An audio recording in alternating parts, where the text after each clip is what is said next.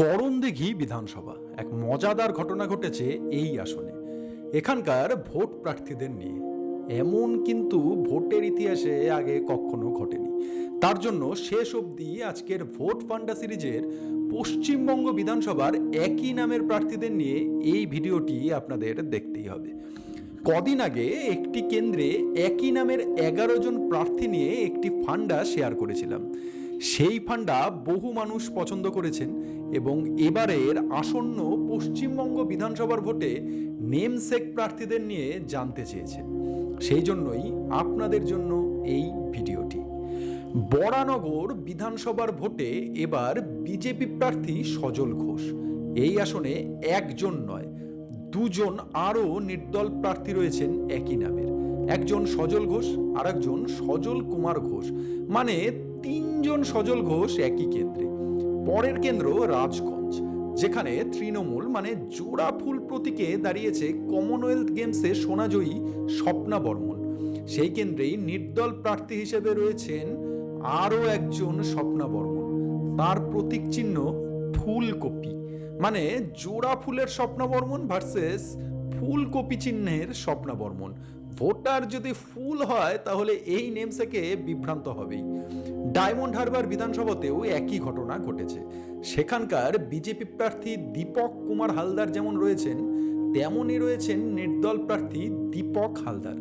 থেমে নেই বারাসত বিধানসভা কেন্দ্র।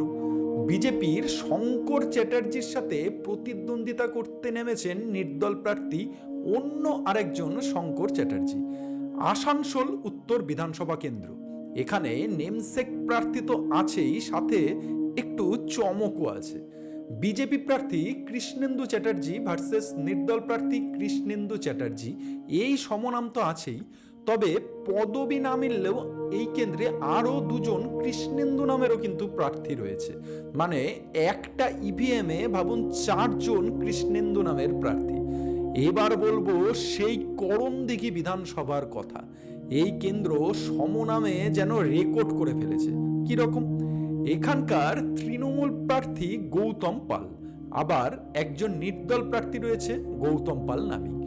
বিজেপি প্রার্থীর নাম এই করণদিঘি বিধানসভার বিরাজ বিশ্বাস, আবার আরেকজন বিরাজ বিশ্বাস রয়েছেন নির্দল প্রার্থী হিসেবে। এখানে শেষ নয়, কারণ এখানকার সিপিএম এর প্রার্থী শেখ শাহাবুদ্দিন, এবং ঠিক শেখ শাহাবুদ্দিন নামে আর এক নির্দল প্রার্থীও কিন্তু লড়ছেন এই কেন্দ্রে। মানে উত্তর দিনাজপুর জেলার করণদিঘি এমন একটি কেন্দ্র যেখানে প্রধান 3টি দলের প্রার্থীদের নামের সমনামী 3 জন প্রার্থী ভোটে দাঁড়িয়েছেন। এটি কিন্তু একটি মজাদার অবশ্যই, এবং সেই সঙ্গে রেকর্ডও। এই ছিল আজকের ফান্ডামেন্টাল অফ রুনিলের সমনাম নিয়ে পশ্চিমবঙ্গ বিধানসভার রেকর্ড নিয়ে কথা। ভিডিওটি যদি ভালো লাগে অবশ্যই লাইক, কমেন্ট, শেয়ার করবেন এবং দেখতে থাকবেন ফান্ডামেন্টাল অফ রুনিল এবং অবশ্যই ভোট ফান্ডা সিরিজ।